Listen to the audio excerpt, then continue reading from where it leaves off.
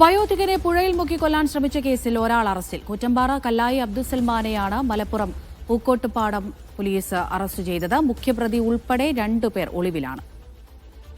ജംഷീർ കൊടിഞ്ഞി വിവരങ്ങൾ നൽകും. ജംഷീർ, ഇപ്പോൾ ആരാണ് പിടിയിലായത്? ഇനിയും 2 പേർ ഒളിവിലാണെന്നാണല്ലോ മനസ്സിലാക്കുന്നത്. ഇവരെക്കുറിച്ച് എന്തെങ്കിലും സൂചന പോലീസിന് ലഭിച്ചിട്ടുണ്ടോ? അമിത, പോലീസ് പ്രതികളെ മറ്റു 2 പേർക്കായുള്ള അന്വേഷണം ഊർജിതമാക്കിയിട്ടുണ്ട്. കഴിഞ്ഞ ബുധനാഴ്ച വൈകുന്നേരം 6:30 ചെറായി കെട്ടുമിൽ എന്ന് പറഞ്ഞ സംഭവം ഉണ്ടാകുന്നത്. ചെറായി സ്വദേശിയായ 70 വയസ്സുകാരനായ പുലിക്കുന്നമ്മൽ കുഞ്ഞാലി പുഴയിൽ വലയിട്ടുകൊണ്ട് മീൻ പിടിക്കുകയായിരുന്നു. ഈ സമയം അബ്ദുസൽമാൻ ഉൾപ്പെടെയുള്ള 5 പേർ ആ പ്രദേശത്തേക്ക് വരുന്നു. ഈ വലയിൽ അദ്ദേഹം ഈ 70-കാരൻ ഇട്ട വലയിൽ കളിക്കുകയും അയാളെ ശല്യപ്പെടുത്തുകയും ചെയ്തു.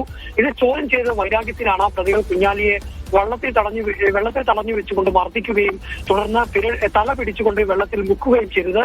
ഈ കുഞ്ഞാലി കുതറി മാറിയതിനാൽ ജീവൻ രക്ഷപ്പെടുകയായിരുന്നു എന്ന് പറയുന്നത്. ഇല്ലെങ്കിൽ മരണം വരെ സംഭവിക്കുകയായിരുന്നു എന്നാണ് കുഞ്ഞാലി പോലീസിന് മൊഴി നൽകിയിട്ടുണ്ട്. കുഞ്ഞാലിയുടെ പരാതിയിലാണ് ഇപ്പോൾ അബ്ദുൽ സൽമാൻ എന്ന ആളെ പോലീസ് അറസ്റ്റ് ചെയ്തിരിക്കുന്നത്.